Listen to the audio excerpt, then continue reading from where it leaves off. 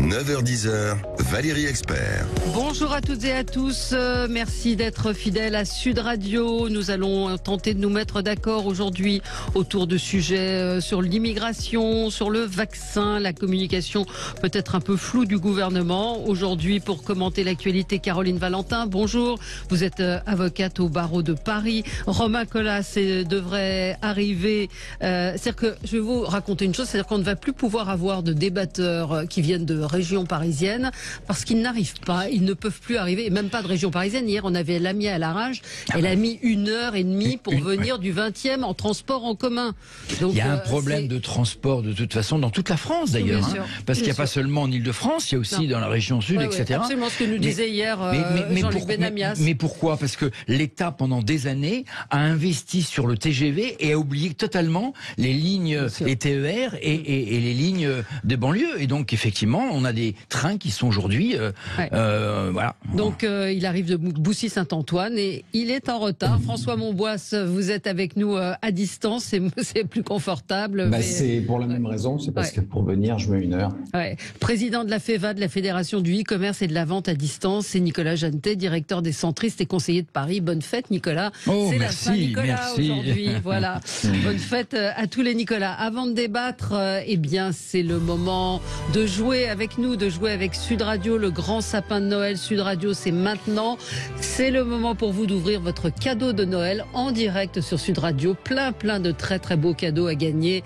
Livre exceptionnel, 400 pages, les gueules du rugby, tirage limité, avec Sébastien Chabal en couverture, des soins dans l'Institut Guinaud Maricorps, enfin beaucoup de choses. 0826 300 300.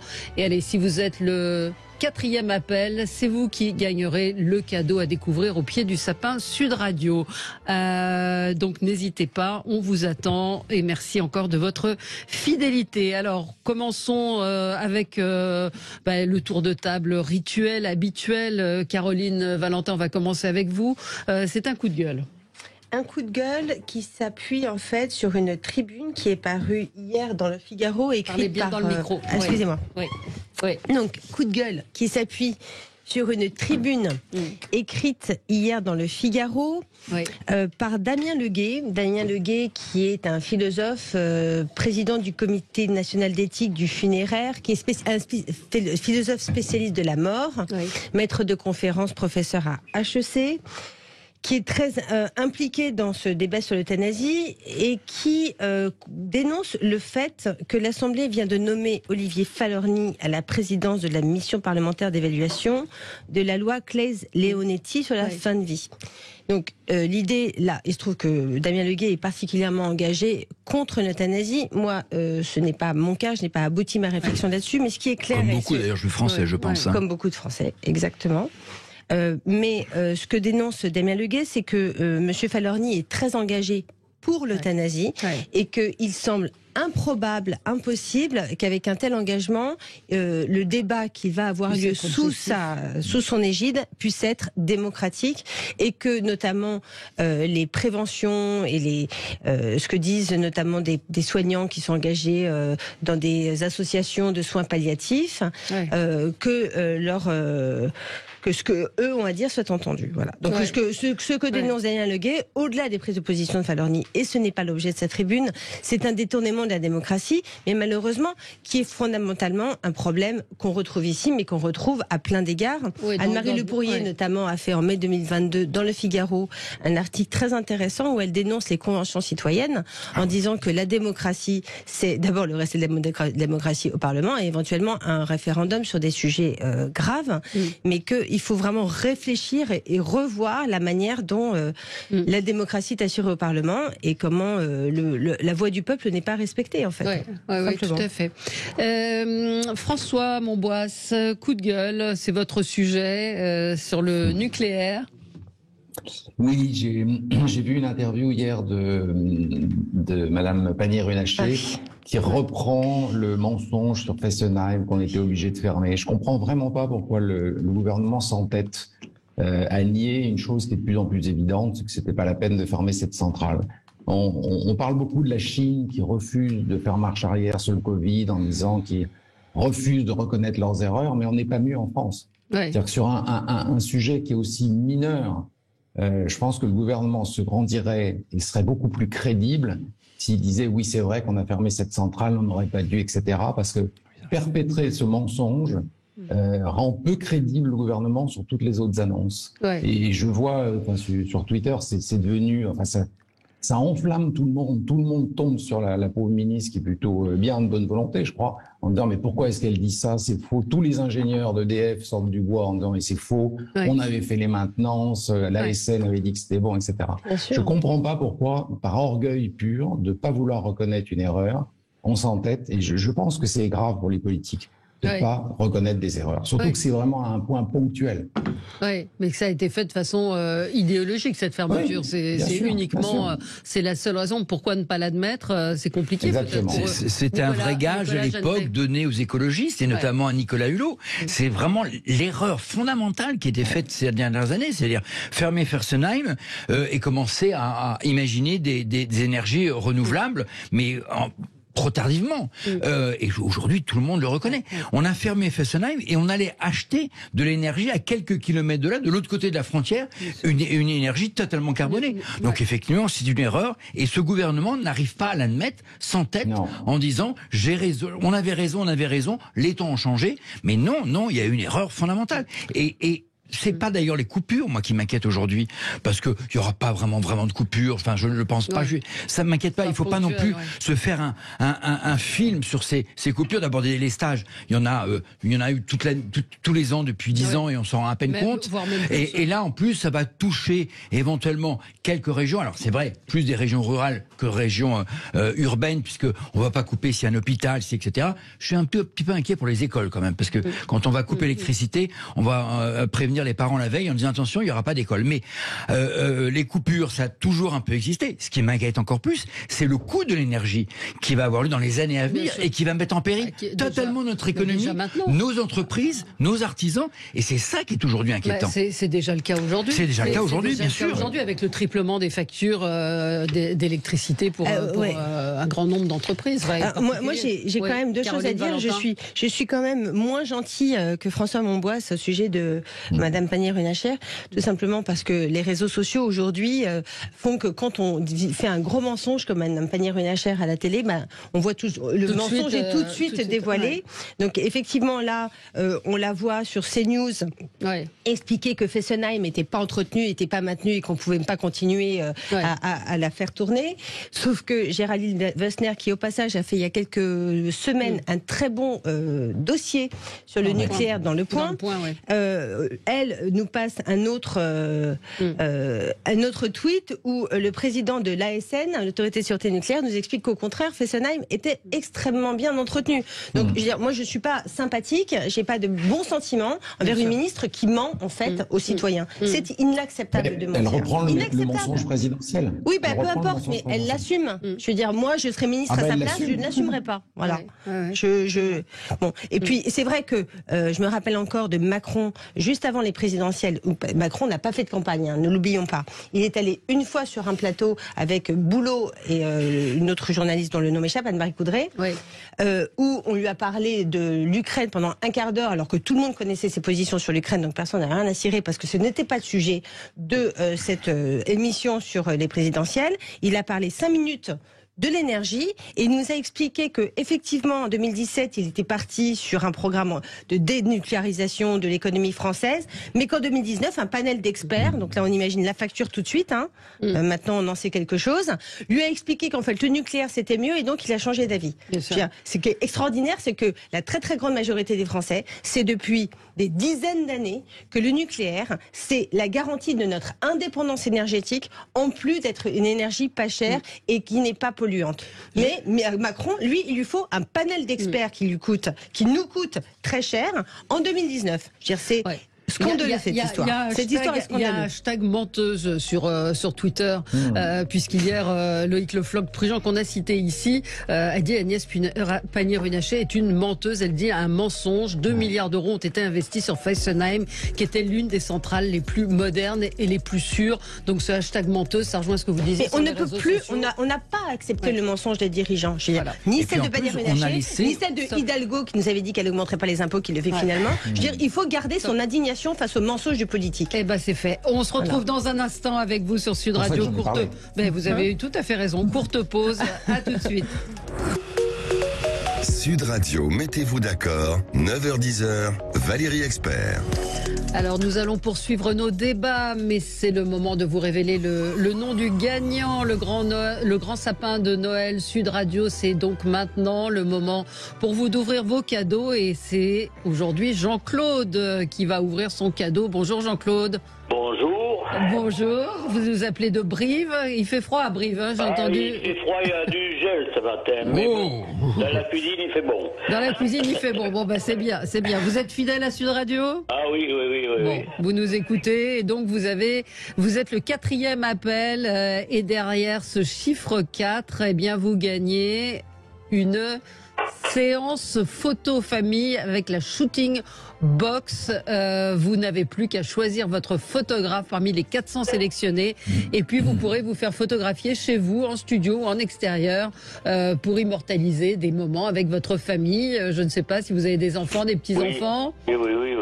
Et ben voilà. Donc c'est une Shooting Box. Vous aurez un beau souvenir familial. Ça vous fait plaisir ? Mais bien sûr, oui, je suis très content, oui. Eh ben écoutez, on est content en tout cas de vous avoir eu au téléphone. Bravo, le shootingbox.com, c'est donc une manière d'immortaliser, de garder des souvenirs avec votre famille, avec vos proches. Et le grand sapin Sud Radio continue jusqu'au 25 décembre. Restez connectés avec nous toute la journée pour ouvrir donc tous ces cadeaux. Merci à vous Jean-Claude, bonne journée. La station, merci, au revoir. Merci, au revoir, merci à vous. Alors on reprend le cours de nos débats, et Nicolas Jeantet, c'est tour de table. Votre un coup de gueule contre un mot qui revient à la une de l'actualité en ce moment, et qui est synonyme d'une société qui est malade, en tout cas d'une justice qui est malade, et c'est jamais très bon. C'est le mot lynchage. Alors l'actualité effectivement démontre aujourd'hui qu'il y a de plus en plus de lynchage.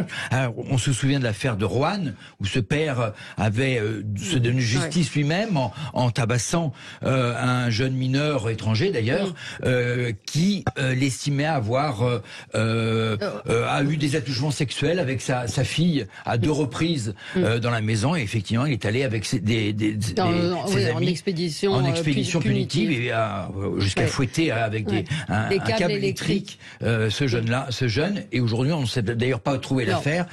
Bon. Récemment, près de Nice, c'est un homme qui a été lynché dans un petit village, un homme qui a voulu, il en est mort. Les habitants ont voulu faire justice eux-mêmes, et ils ont poursuivi cet homme qui est pas mort mais qui est mort d'une qui est mort des conséquences d'avoir été frappé. Il a fait son intestin a été transpercé. Exactement. Les chiens ont été lâchés contre lui. Et donc le mot lynchage aujourd'hui est maintenant dans beaucoup de titres de journaux. Alors, il faut savoir que le lynchage, bien sûr, est une pratique punitive, expéditive, qui vient des États-Unis.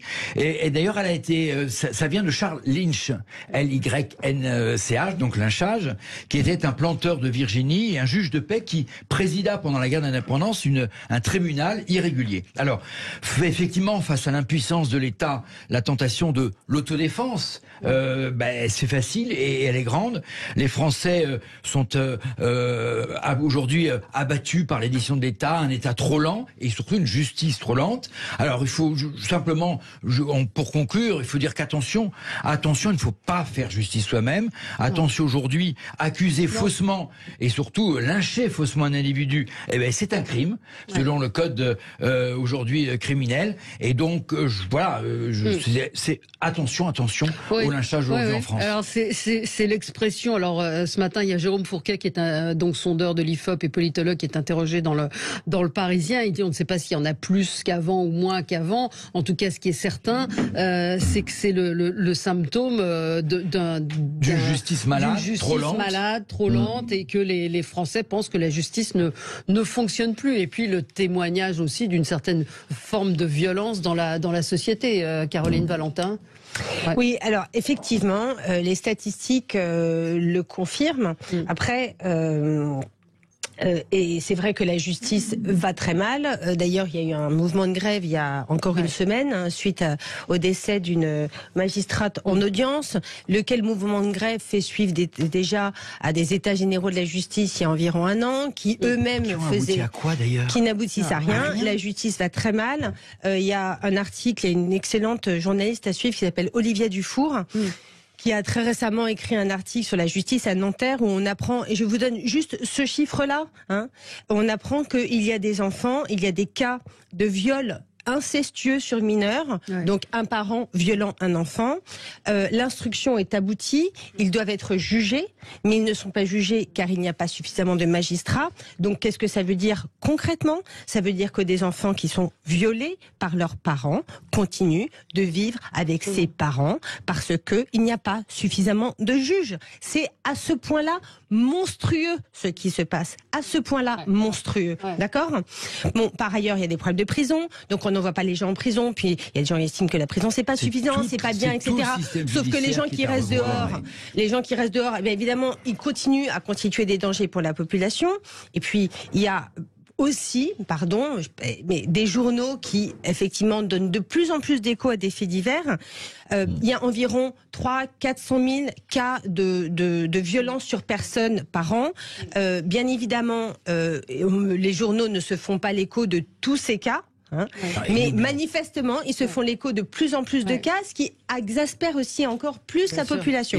Donc bref, c'est un mouvement général. Parce qu'ils croulent sous le boulot et ils n'en peuvent plus. Les juges suicident, les juges n'en peuvent plus. Mais il y a un problème de la justice est dans un état catastrophique.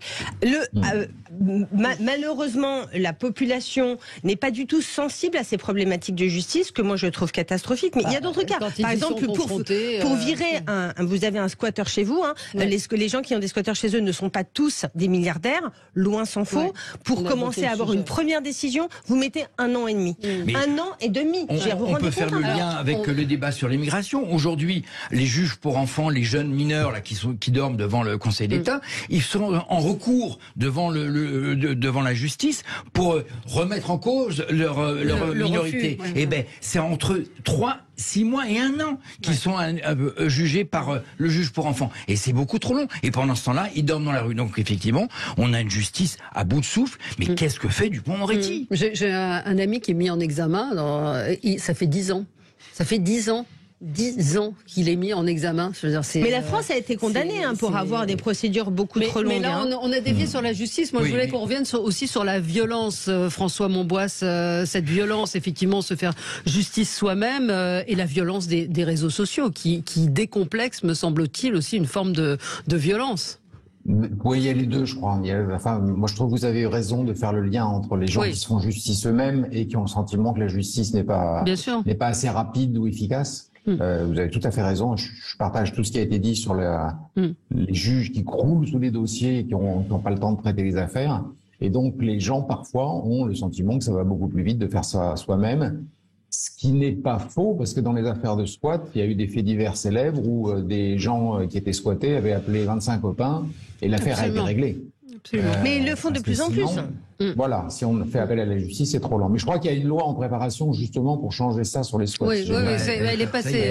Elle est passée la loi. Oui, mais après il y a un besoin il y a un problématique de moyens. C'est pas la seule, mais elle est aussi importante. À chaque fois on dit c'est aussi une organisation. Ok, mais c'est aussi un problème de moyens. J'ai un ami qui est gendarme, très haut gradé dans la gendarmerie. Il me disait il y a 15 ans, le président du tribunal de je ne sais plus où, mais peu importe à la rigueur, lui disait c'est bien simple. Nous, on peut traiter 40 000 affaires par an.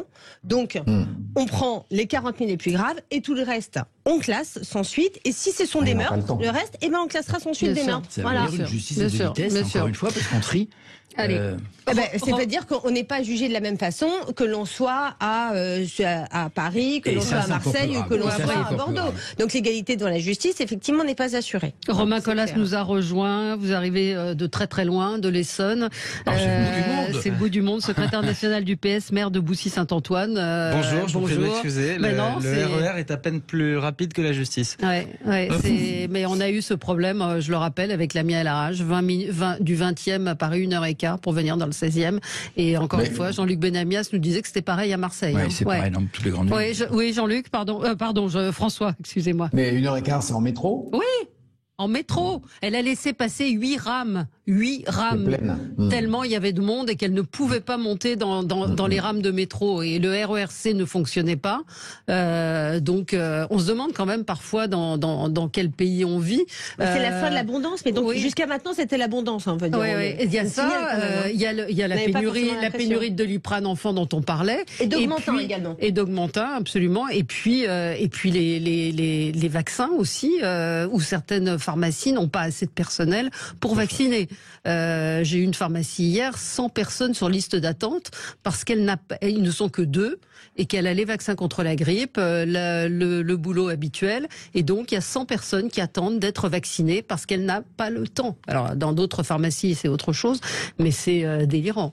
On va marquer une petite pause, on se retrouve dans un instant avec vous, on va parler immigration, à tout de suite. Sud Radio, mettez-vous d'accord, 9h-10h, Valérie Expert.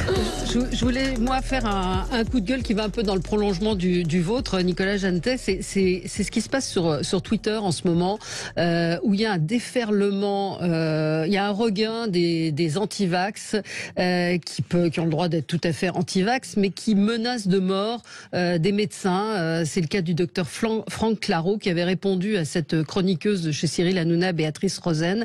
Et il y a toute une communauté qui s'est liguée contre ce médecin et il a reçu des menaces de mort avec des guillotines qui sont publiées sur Facebook avec ce sera toi le prochain. Donc il y a l'UFML qui est le syndicat de médecins qui appelle à des sanctions et qui dit la parole médicale aujourd'hui elle est menacée, elle est muselée et on arrive quand même à des choses invraisemblables. Je vous encourage à aller voir ces tweets qui ne sont absolument pas contrôlés. Enfin, quand on menace de mort des médecins et un autre tweetomane, je sais pas comment on dit, tweetos, oui, raconte qu'il n'a jamais reçu autant de menaces de mort en parlant parce qu'il est pro-vax, parce qu'il parle de vérité médicale. Je crois que l'arrivée d'Elon Musk à la tête de Twitter a fait que, effectivement, plein de gens se sont dit, maintenant il n'y a plus de contrôle, maintenant certains comptes sont réhabilités, et on peut se lâcher. Effectivement, beaucoup voient finalement une résurgence des insultes sur Twitter depuis quelques semaines. François Monboisse, sur ce sujet. Oui, c'est vrai. Enfin, il y a deux choses. D'abord, les anti-vax sont de loin les plus agressifs sur Twitter. Ils l'ont toujours été pendant Voilà. Moi, j'ai dit discussion politique, c'est un peu chaud, mais alors avec les anti-vaccins, effectivement, ça tourne très vite à la menace de mort. Et en ce moment, Twitter, ils ont viré tout le monde. Donc, je ne sais pas qui concrètement fait la modération. La modération en France, le PDG français est parti. Enfin, je sais pas où en sont les équipes, mais c'est sûr qu'en ce moment, c'est pour ça que quand on entend la commission qui veut convoquer Twitter pour discuter de ça, c'est gentil, mais il y a personne. Non, c'est un peu le. Je pense que la France, c'est pas leur priorité. Non, ça pose peut-être aussi la question, de l'anonymat sur Twitter. Ouais. Mais là, ils sont même pas anonymes. C'est ça le problème, c'est qu'ils ne sont pas anonymes. Non, donc, ils sont pas forcément anonymes, mais je peux vous dire que l'anonymat libère la parole. Bien sûr, bien sûr. Et je vais vous dire. Oui, absolument. Mais quand il y a des plaintes juridiques, ils sont toujours trouvés. Regardez, pour Mila, ils ont trouvé les gens. Ils ont trouvé les gens. Enfin, il faut du temps, il faut porter plainte. Une fois de plus, quand il y a des plaintes juridiques. Dans le cas spécifique du cyberharcèlement, il n'y a pas possibilité de bloquer la plainte avant qu'elle arrive devant le tribunal, mais encore faut-il que Google accepte de donner l'identité, l'adresse IP des gens, etc. pas forcément si simple que ça, parce qu'il faut une réquisition diplomatique. C'est extrêmement compliqué. Sur Mila, ils l'ont fait parce que c'était un petit peu c'était médiatique, mais c'est pas toujours le cas. Romain Colas, on ne vous a pas entendu depuis que vous êtes arrivé. Vous aviez un coup de cœur, je vais vous laisser le faire. Oui, alors pas pour Île-de-France Mobilité. Non, non, un coup de cœur. Un coup de cœur en ces temps-là, c'est pas mal. Redonnons un peu d'espoir d'avoir filé un coup de cœur. Ça fait longtemps que je suis pas venu chez vous, Valérie, et je suis très heureux d'être là. Et puisque je savais que j'avais un coup de cœur à faire, alors c'est d'une actualité brûlante, mais c'est une actualité qui a commencé il y a un moment, en l'occurrence après le 12 décès le décès le 16 septembre dernier de Masha Amini, cette jeune iranienne qui a été torturée à mort par la police des mœurs. Moi, je veux adresser un immense coup de cœur à ces femmes, à ces hommes aussi. Qui se mobilisent au péril de leur vie. 450 morts déjà, c'est évalué par les ONG dans la répression. Un jeune de 27 ans qui a été condamné à mort hier par le régime des mollahs parce qu'il a incendié un pneu dans une manifestation pour réclamer simplement la liberté et l'égalité des droits. Ces Iraniennes et ces Iraniens qui aujourd'hui protestent contre un pouvoir despotique, autoritaire et violent ont toute mon admiration. Oui, et ne pas se laisser endormir avec la fin de la police des mœurs, parce que là aussi, je pense que c'était un vrai traquenard. Merci d'avoir fait ce coup de cœur. Effectivement, ils mériteraient, ces Iraniens et ces Iraniennes, qu'on leur rende hommage tous les jours. On le fait à l'époque, on le faisait au début de la crise iranienne, et on le fait de moins en moins. Mais c'est vrai qu'on postait sur des images de femmes qui se dévoilaient sur Twitter. Maintenant, on le fait moins. Il faut lire. Il y a certains comptes à suivre sur Twitter. Tous les jours, on vous montre des étudiants et des étudiantes qui, par exemple, à l'université, décident de déjeuner ensemble, des jeunes filles qui vont enlever l'espèce d'aquasse des mollahs, des femmes plus âgées qui enlèvent leur voile et qui disent le courage, on continuera et on n'arrêtera jamais. Je sais pas d'ailleurs jusqu'à quel point ils vont réussir à renverser ce régime. C'est toute l'interrogation qu'on peut se poser. Compliqué. François, oui, moi je suis entièrement d'accord avec tout ce que vous dites, mais j'ai été surpris positivement d'entendre Abdou Shalmani, je ne sais pas si vous voyez, une iranienne, qui est assez optimiste parce qu'elle dit que le nombre de jeunes qui défient le pouvoir dans les rues, puis qui n'y arrivent plus, les mollahs. Parce qu'il y a des gamins partout qui enlèvent leur voile, et c'est vrai que sur Twitter, vous avez tout le temps des vidéos de filles qui se baladent dans les rues sans voile, qui narguent. Mais soutenues par des hommes aussi. Oui, absolument. Les hommes prennent leur défense quand elles sont attaquées d'ailleurs. Mais à la fac, des écolières, des étudiants.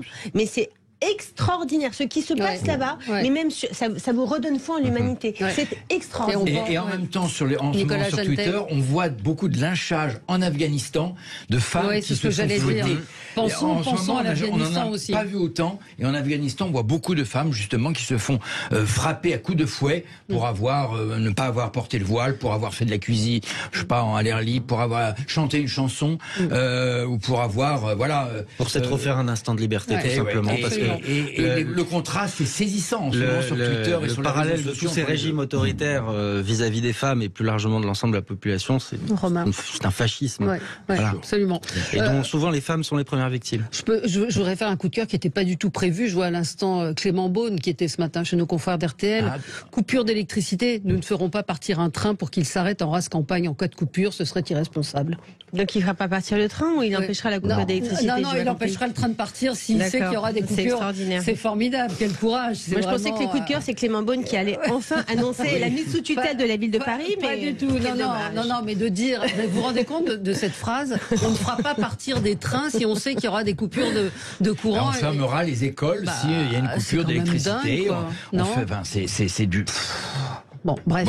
Elisabeth Borne va présenter aujourd'hui à l'Assemblée les grandes lignes de son projet immigration. Alors ça va être dur en même temps, parce qu'il faut essayer de rassembler la droite sans brusquer la gauche. C'est un débat, il n'y a pas de vote. Le vote interviendra plus tard et on sent que là, ça va être peut-être aussi un petit peu compliqué. C'est les grandes lignes, mais avec du en même temps. Caroline Valentin, vous l'avez regardé, vous avez regardé les grandes lignes. Il y avait ce matin Gérald Darmanin qui parlait de ce sujet qui cache un petit peu tout, qui est la légalisation des travailleurs sans papier qui sont salariés. Effectivement.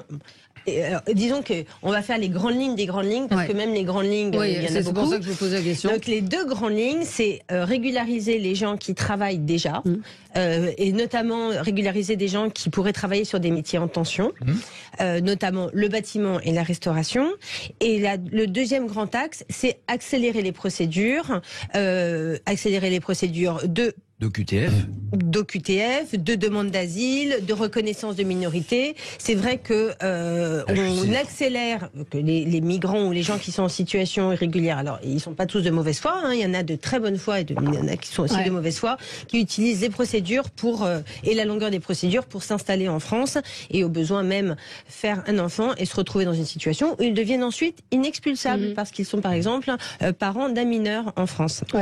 Donc c'est une. Alors moi j'ai surtout entendu qu'il essayait de faire du en même temps, mais enfin surtout de parler à l'aile droite, parce que dès qu'on touche à l'immigration, on touche à l'aile droite. La gauche n'étant pas forcément, très mais ils ont besoin des votes aussi de la gauche sur ce projet de loi. Non, ils peuvent le faire sans. Non, d'ailleurs la tactique aujourd'hui, la nouvelle tactique, c'est de passer d'abord par le Sénat, parce qu'il faut consolider les sénateurs LR qui vont ensuite influer sur les députés LR à l'Assemblée nationale. Exactement. Ça s'est fait sur la loi de programmation du ministère de l'Intérieur, ça s'est fait aussi sur le récent texte sur les énergies renouvelables, et ça marche bien. Donc ils passent d'abord par le Sénat et ensuite ils vont à l'Assemblée nationale. Mais non, je suis d'accord avec Valérie, c'est vraiment du en même temps. C'est en même temps de l'humanisme et en même temps de la fermeté. C'est en même temps l'amalgame entre immigration et délinquance, mais pas en même temps, parce que moi je déteste d'ailleurs cet amalgame entre immigration et délinquance. Je dirais plus mauvaise intégration et délinquance, parce que les migrants, ce sont pas eux, les migrants qu'on voit aujourd'hui, c'est pas eux qui sont dans la délinquance. C'est la deuxième, troisième génération de parents issus nés à l'étranger, mais dont les enfants sont nés aujourd'hui en France, et c'est ceux-là aujourd'hui qui entre guillemets sont des délinquants et sont des délinquants. Voilà. Donc c'est effectivement du en même temps. En même temps, effectivement, on accueille l'océan de Viking, mais en même temps, on n'arrive pas à héberger les 300 jeunes qui dorment devant le Conseil d'État. Donc voilà, c'est en même temps, il y a des milliers d'Afghans qui demandent du séjour, mais en même temps, on peut pas les renvoyer dans leur pays parce que c'est un pays en guerre. Donc il y a beaucoup en même temps, et donc on va voir comment il va sortir de ce texte. C'est la première fois quand même qu'on planche sur une proposition de loi qui n'est toujours pas écrite. C'est-à-dire qu'on a les grands fondamentaux. C'est normal que ça soit en même temps. Et sur ce sujet, évidemment, qu'il faut faire une bonne mesure entre éthique de conviction et éthique de responsabilité. On peut pas prôner, sauf à être complètement idiot, mais il y en a qui le sont, une politique qui est totalement éthique de conviction, où on va prendre le monde entier sans tenir du tout compte des conséquences délétères que ça a en France, ou alors une politique qui est éthique de responsabilité, où on fout tout le monde dehors en se moquant complètement. Attendez, laissez parler Nicolas. On est obligé est porté par quelqu'un de droite et quelqu'un de gauche. C'était Darmanin plutôt de droite et quelqu'un de gauche du sub. C'est jamais vu. Romain Colas, comment vous la voyez, comment vous voyez ce débat déjà avant la proposition de loi? Je vais entendre, comme nous tous, la Première ministre s'exprimer cet après-midi. On a quelques indices, des éléments de langage en tout cas, qui ont été distillés notamment par Gérald Darmanin. Moi, j'ai pas d'opinion sur un projet de loi que je ne connais pas. En revanche, pour le coup, la question du en même temps sur les sujets d'immigration me gêne pas, parce que ça vient d'être dit à l'instant. Il y a la nécessité d'avoir, en matière d'immigration, nous sommes la France, et de la France dans l'Union européenne, une politique humaniste qui est inspirée par les valeurs que nous portons à l'international. Et dans le même temps, une politique de responsabilité. Alors je ne sais pas si la gauche dans son entier, et je suis même convaincu du contraire, est irresponsable s'agissant des questions d'immigration, mais moi je me souviens de la phrase de Rocard, dont il faut se souvenir en entier, qui à ma connaissance était socialiste. La France ne peut pas accueillir toute la misère du monde, et elle doit y prendre sa juste part. Et c'est le sujet. Rocard n'inspire pas la LFI aujourd'hui. Et c'est le sujet qui est devant nous. Oui, moi je suis pas LFI, je suis socialiste. Donc c'est au nom du PS que l'UPS que je m'exprime. Oui, on a. Voilà, donc vous copinez avec des gens comme ça, quand même. Je copine, j'ai des accords avec eux, j'ai beaucoup de désaccords, sinon on serait dans le même parti. C'est le principe d'une alliance politique, c'est que si on pensait tous la même chose, il suffit de m'écure 2 minutes et c'est facile à comprendre. C'est qu'on est différents, mais qu'il y a des sujets sur lesquels nous sommes rassemblés. Sur le fond de l'affaire, l'immigration a toujours existé. L'histoire de l'humanité, c'est la migration. Et donc que on adapte notre modèle législatif et plus notre modèle législatif, notre modèle de fonctionnement aussi, parce que c'est là aussi une question de moyens. Sur les délais d'instruction, c'est du premier accueil, avec un sujet qui est sur lesquels on est très mauvais. Je suis d'accord avec vous. Donc sur l'intégration en premier accueil, c'est un sujet. À partir du moment où on est dans l'espace Schengen, et moi je suis ravi de pouvoir me déplacer en Europe sans avoir à montrer mes papiers aux frontières. Mais c'est un sujet qui est éminemment, évidemment, européen. Et donc on peut avoir des politiques nationales de traitement de l'immigration, mais c'est un sujet européen. Et puis plus largement, c'est un sujet mondial. Je veux dire, on parle des vagues migratoires qui sont liées à des conflits armés. C'est Syrie, Afghanistan, etc. Demain, c'est les migrations climatiques qui sont devant nous. Et donc on a ce sujet. Raconter que l'immigration va s'arrêter, et c'est pas du tout ce qui a été dit ici. Ça n'existe pas. Ça va doubler, que ça doit se réguler, c'est évident. Et puis il faut faire appel à l'intelligence de nos concitoyennes et de nos concitoyens. Ils sont conscients, que la migration ça existe, et deux, que effectivement ces sujets ne se règlent pas à l'échelle strictement nationale. C'est là où le bas blesse, parce que des décisions vont être prises au niveau français, alors qu'il faut réfléchir à un droit d'asile européen, Frontex, et il y a plein de choses. Alors, je vais donner la parole à François Monboisse. Et je crois que je suis d'accord avec François Monboisse qui est pas d'accord. Petite pause, François pose, et on vous donne la parole tout de suite sur ce sujet au retour. Il va le dire mieux que moi. Sud Radio, mettez-vous d'accord, 9h-10h, Valérie Expert. Avec vous sur Sud Radio jusqu'à 10h. Alors François Monboisse, le débat sur l'immigration... Parce que notre immigration... attendez, il continue en plateau. Voilà, vous n'étiez pas d'accord avec ce que disait Nicolas Jeantet quand il parlait d'Europe, justement? Voilà, donc ça c'est monsieur François Monboisse qui parlé. C'est une aparté, mais l'argument ça doit être fait au niveau européen, on ne peut rien faire au niveau local, c'est l'excuse pour ne rien faire. Sur l'immigration, on ne mettra jamais d'accord l'Espagne de Sanchez, socialiste, et l'Italie de Meloni. Ouais. Donc si on dit on attend l'Europe, on ne fera rien. Moi je pense que le gouvernement ne peut pas être entre les deux. Il faut qu'il choisisse. S'il veut s'allier avec LR, il peut pas aussi faire des clins d'œil à la gauche sur d'autres sujets parce qu'il fera un projet mou. C'est ridicule. Ouais. Parler de métiers en tension pour lesquels on accepte l'immigration, ça veut dire que vous venez en France, vous choisissez ce métier et vous restez en France. Il y a 2 pays en Europe qui ont eu des politiques radicalement opposées, le Danemark et la Suède. La Suède a été très ouverte. Ils ont l'extrême droite au pouvoir et c'est pas l'extrême droite comme en France. C'est des gens qui sont néo-nazis, qui sont au pouvoir en Suède. Le Danemark a une politique très dure avec des sociodémocrates au pouvoir et les sociodémocrates ont 45% des voix et l'extrême droite est minoritaire. Il y a une exaspération sur l'immigration qui est énorme en France. Elle touche les milieux populaires, elle touche pas les cadres, elle touche pas les gens qui votent LREM, ni la gauche, elle touche les gens qui votent RN. Si le gouvernement prend pas des mesures fermes, l'extrême droite, je vois pas comment elle n'arriverait pas. En tout cas, le gouvernement va pas prendre des mesures fermes là. Mais c'est normal, c'est normal que ça touche ces gens-là. Une fois de plus, j'en parlais pendant la pause. Il faut écouter une émission passionnante de janvier 2019, Réplique, Alain Finkielkraut avec Denis Oliven et Dominique Régnier. Et Denis Oliven parle du portrait de la France INSEE 2017, des 12 à 15 millions de Français qui représentent cette classe trop riche pour toucher des subventions sociales, trop pauvres pour bénéficier de la mondialisation, et qui sont ces gens au dépend de qui la promesse républicaine n'a pas été tenue. La promesse républicaine, c'était vous tenez bien, vous payez vos impôts, vos enfants sont bien élevés, ils travaillent bien en classe et ils vivront mieux que vous. Ces gens-là ont été trahis par 40 ans d'exécutif. Ça fait 40 ans que ça dure. Or, ce sont ces gens-là que l'on impose de plus en plus parce que pour augmenter le budget d'un État, on ne va pas augmenter les riches, ça ne sert à rien, puisque les riches ont des mécanismes de diversion fiscale, c'est-à-dire qu'ils peuvent, on le sait, c'est connu, l'efficacité marginale d'une augmentation des impôts sur les riches n'est pas très efficace. Voilà, pour le coup, ça dépend de si on est dans le en même temps ou si on y va franchement. Mais... Non, mais c'est comme ça. Je veux dire, quand on fait de la fiscalité, on sait parfaitement que dans un pays très imposé, ça ne sert à rien ça ne sert pas à grand-chose d'augmenter l'imposition sur les riches. C'est symbolique, mais c'est pas efficace. En revanche, ce qui sert, c'est d'augmenter l'imposition. C'était 5 milliards, par exemple, et ça tombait. Oui, mais c'est très peu par rapport au budget de la France. Oui, on fait 5 milliards, on fait des choses avec 5 milliards. Non, 5 milliards, c'est plus, on n'est pas de l'ordre du symbole à 5 milliards. Bah, si, par rapport au budget et à la dette, on est un peu dans du symbole. Quand on veut augmenter le budget d'un État, on va réformer les retraites pour économiser 4 milliards, par exemple. Vous voyez, on va faire travailler les Français, y compris ceux qui ont des métiers extrêmement pénibles. On va les faire travailler jusqu'à 64, 65 ans, sans prendre en compte la pénibilité, pour gratter 4 milliards. Donc, vous voyez, il y a des choix. Non, mais c'est pas là, on est moins dans le symbolique. La question est qui paye. Et dans la question de qui paye, la réponse est toujours, malheureusement, ces 12 à 15 millions de Français qui n'ont pas beaucoup d'argent. Donc c'est eux que l'on sacrifie dans le qui paye. Toujours. Et c'est ça qu'il faut avoir en tête. Il y a ce qui n'est pas directement connecté à l'immigration. C'est pas celui qui risque sa vie pour traverser la Méditerranée et marche pas au RSA le jour où il arrive. Donc, mais celui qui va traverser sa vie pour la Méditerranée, c'est désinstallé.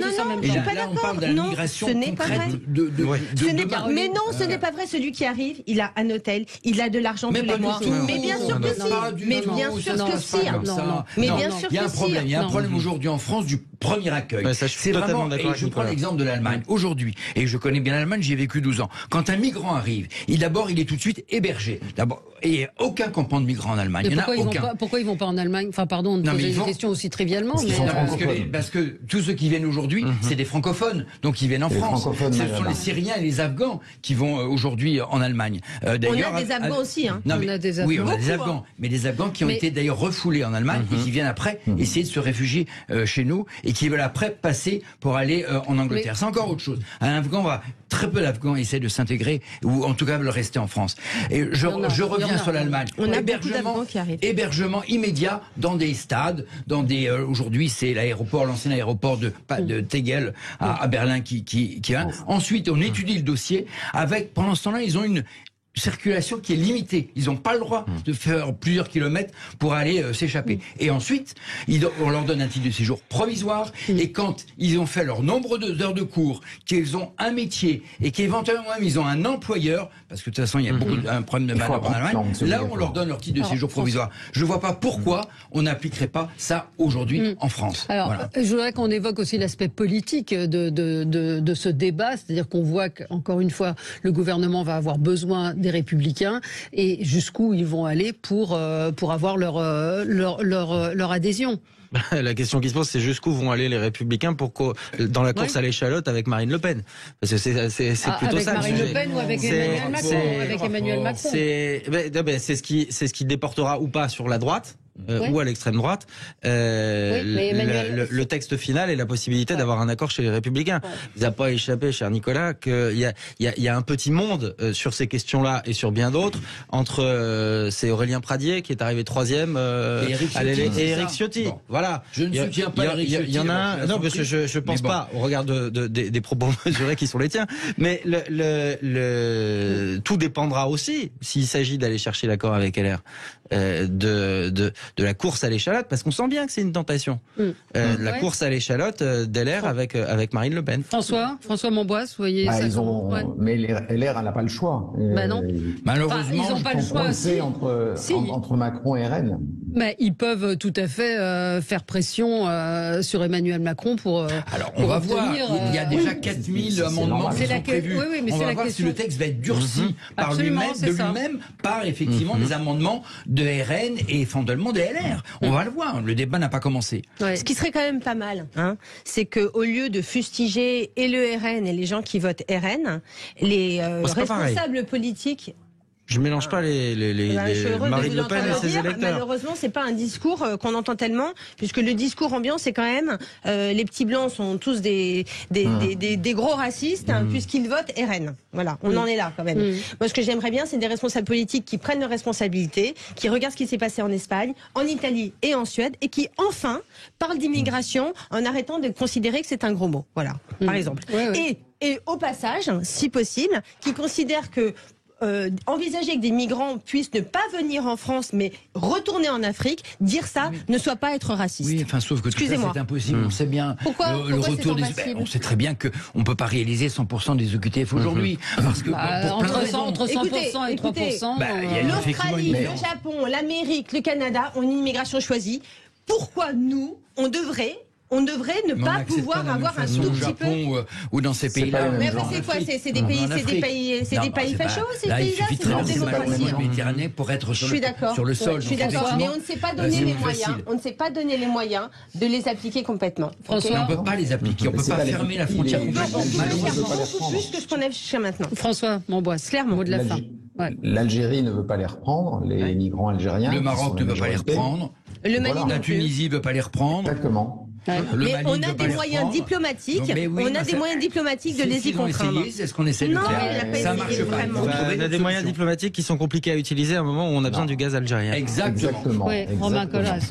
C'est malheureusement la réalité. C'est pour ça que les sujets migratoires, les sujets d'application des OQTF, c'est forcément compliqué. Et moi, si j'ai un reproche à faire, non pas aux électeurs du RN, parce que je considère qu'ils se font berner par un discours populiste, mais si j'ai un reproche à faire à Marine Le Pen et à ses troupes, c'est toujours d'aborder des questions qui sont éminemment compliquées. D'abord pour ce qu'elles engagent d'humanité en nous, et ensuite pour ce qu'elles engagent de responsabilité, avec des phrases à l'emporte-pièce. Et malheureusement, j'ai peur que ce débat à l'Assemblée nationale, sur les bancs des extrêmes au sens large, ne nous donne pas un grand moment d'intelligence collective. Nous verrons cela, c'est cet après-midi, donc à l'Assemblée nationale. Merci. Et ça va durer 6 mois. Oui, ça va durer puisque le vote, le vote doit avoir lieu au printemps. Mars-avril. C'est le printemps. Ouais, c'est ça. Vivement le printemps. Oui, vivement. Merci à tous les quatre. Merci à tous les quatre. On se retrouve, je vous retrouve moi dans un instant pour l'émission Média avec Sébastien Toen. À tout de suite.